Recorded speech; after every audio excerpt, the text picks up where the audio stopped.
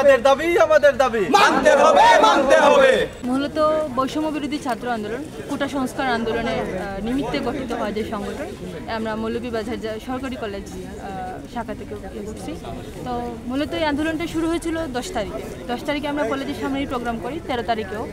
তো আমাদের 16 তারিখে যখন আমরা কলেজে প্রোগ্রামের উদ্দেশ্যে একত্রিত হই, তখন আমাদের উপরে হামলা হয় ছাত্রলীগের, এবং প্রিন্সিপাল একরকম একটা নির্দেশ প্রদান করে। পরবর্তীতে আমাদের আন্দোলনটা চলতে থাকে এবং 18 তারিখের পরে, যাতে আমরা 18 তারিখ কারফিউ জারি হয় সারা দেশে, যাতে আমরা পরবর্তী আন্দোলনে নামতে না পারি, প্রিন্সিপাল আমাদের 4 জনের নামে এমপিকে নোটিশ করেন যে এদের মাধ্যমে মৌলভীবাজার আন্দোলন হচ্ছে। তারপর আমাদের উপর শুটের নির্দেশ আসে আমাদের 4 জনের উপর সরাসরি, এবং ডিবিতেও আমাদের রেড লিস্টেড করে ফেলে, আমাদের তুলে নেওয়ার হুমকি টুমকি দেওয়া হয়।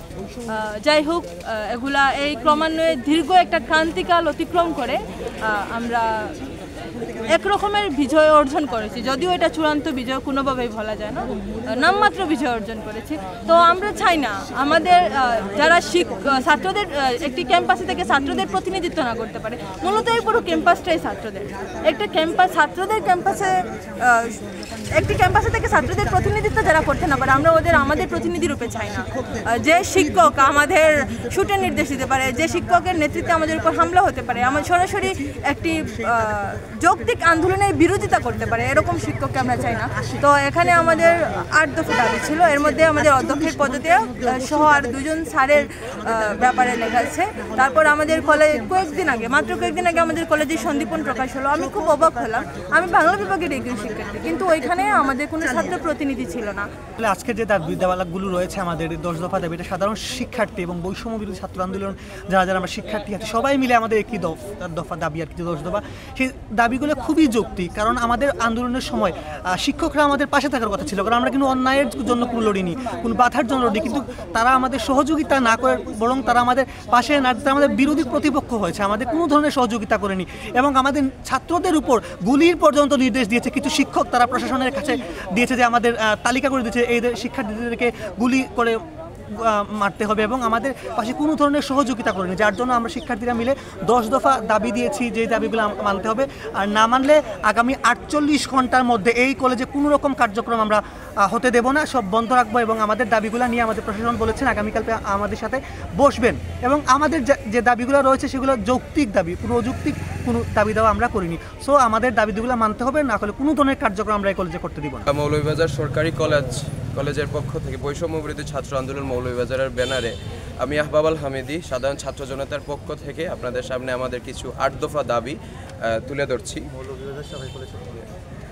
আমরা আজকে বরাবর আমাদের ভাইস প্রিন্সিপাল স্যারের কাছে গিয়েছিলাম এবং ওনাকে আমাদের যে 8 দফা দাবি সম্পর্কে জানিয়েছি, এবং উনি বলেছেন যে আমরা কালকের ভিতরে উনি আমাদের সাথে বসবেন এবং এই দাবি দফা নিয়ে আমাদের সাথে আলোচনা করবেন। তো এই মুহূর্তে আমি আপনাদের সামনে আমাদের যে 8 দফা দাবি আছে সেই দাবি দফা পেশ করছি। 15 জুলাই থেকে শুরু হয়ে আসা বৈষম্য বিরোধী ছাত্র আন্দোলনের ডাকা শান্তিপূর্ণ কর্মসূচিতে প্রকাশ্যে বিরোধিতা করে সাধারণ ছাত্র জনতাকে তাদের ন্যায্য অধিকার আদায়ের আন্দোলন থেকে বাধা সৃষ্টি করেছেন আমাদের এই কলেজের কিছু নামধারী শিক্ষক। আসলে তারা কোনো শিক্ষক নয়, এতদিন ধরে তারা ক্যাম্পাসে নির্দিষ্ট একটি দলের গোলামি করে যাচ্ছিলেন। তারা আমাদের শান্তিপূর্ণ কলেজের অনেক ছাত্রছাত্রীদের প্রকাশ্যে আন্দোলনে শরিক হওয়া নিয়ে হুমকি দামকি দিয়েছেন এবং প্রকাশ্যে একটি দলের গোলামি করে গিয়েছেন। আমরা এর সুস্পষ্ট ন্যায় বিচারের দাবি জানিয়ে বৈষম্য বিরোধী ছাত্র আন্দোলন মৌলভীবাজারের পক্ষ থেকে 8 দফা বৈধ দাবি পেশ করছি। আগামী 48 ঘন্টার ভিতরে আমাদের এই দাবিসমূহ মেনে নিয়ে ন্যায়ের পক্ষে থাকার জন্য সবাইকে আহ্বান জানাচ্ছি। বৈষম্য বিরোধী ছাত্র আন্দোলন মৌলভীবাজারের 8 দফা দাবি নিম্নরূপ। 1. অধ্যক্ষ প্রফেসর দেবাশিস দেবনাথ উনার পুরো চাকরি জীবনে সাধারণ শিক্ষার্থীদের সাথে অসৌজন্যমূলক আচরণ করায় উনাকে সবার সামনে গণক্ষমা চেয়ে পদত্যাগ করতে হবে। 2. ব্যবস্থাপনা বিভাগের সহকারী অধ্যাপক জিয়াউর রহমানকে কলেজ থেকে বহিষ্কার করতে হবে। শিক্ষক পরিষদের সম্পাদক জনাব বিষ্ণুপদ রায়কে স্বেচ্ছায় সম্পাদকীয় দায়িত্ব থেকে পদত্যাগ করতে হবে। অনতিবিলম্বে শিক্ষক সমিতি ভেঙে দিতে হবে, কারণ এই শিক্ষক সমিতি নির্বাচন বহির্ভূত, প্রিন্সিপাল স্যারের একক পছন্দের মানুষ দ্বারা গঠিত।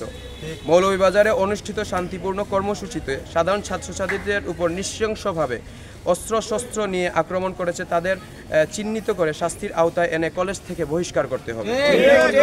বিএসসি অনার্সের রসায়ন বিভাগ এবং উদ্ভিদ বিদ্যা বিভাগের প্র্যাকটিক্যাল পরীক্ষার সময় প্রকাশ্যে মার্ক দেওয়ার নামে চাঁদাবাজি বন্ধ করতে হবে। কলেজের কর্মচারীদের খারাপ ব্যবহার কারণে অনেক শিক্ষার্থীরা হয়রানির শিকার হয়, এরকম কর্মচারীদেরকে চিহ্নিত করে বরখাস্ত করতে হবে। সম্প্রতি প্রকাশিত কলেজ সন্দীপন যেন কলেজের কোনো সন্দীপন নয়, এটা যেন প্রিন্সিপাল স্যারের ব্যক্তিগত ছবির অ্যালবাম। এখানে সব ডিপার্টমেন্টের ছাত্রদের ছবি দেওয়া হয়নি এবং সন্দীপন তৈরির সময় ছাত্র প্রতিনিধি রাখা হয়নি। আমরা চাই কলেজের প্রত্যেক সামাজিক কাজে এবং ম্যাগাজিন সহ অন্যান্য সেবামূলক কাজে শিক্ষার্থীদের প্রতিনিধির সুযোগ দেওয়া হোক। অতএব আপনাদের সবার নিকট আমাদের আকুল আবেদন এই যে সাধারণ ছাত্র জনতার এই বৈধ 8 দফা দাবি মেনে নিয়ে কলেজ ক্যাম্পাসে শান্তি শৃঙ্খলা ফিরিয়ে আনুন। আমাদের এই দাবিগুলো আগামী 48 ঘন্টার ভিতর না মানা হলে আমরা সাধারণ শিক্ষার্থীবৃন্দ, মৌলভীবাজার সরকারি কলেজের সাধারণ শিক্ষার্থীবৃন্দ পরবর্তী পদক্ষেপ ও কলেজের সকল কার্যক্রম বন্ধ করতে বাধ্য হইব। নিবেদক সাধারণ ছাত্র জনতার পক্ষে বৈষম্য বিরোধী ছাত্র আন্দোলন মৌলভীবাজার। ধন্যবাদ।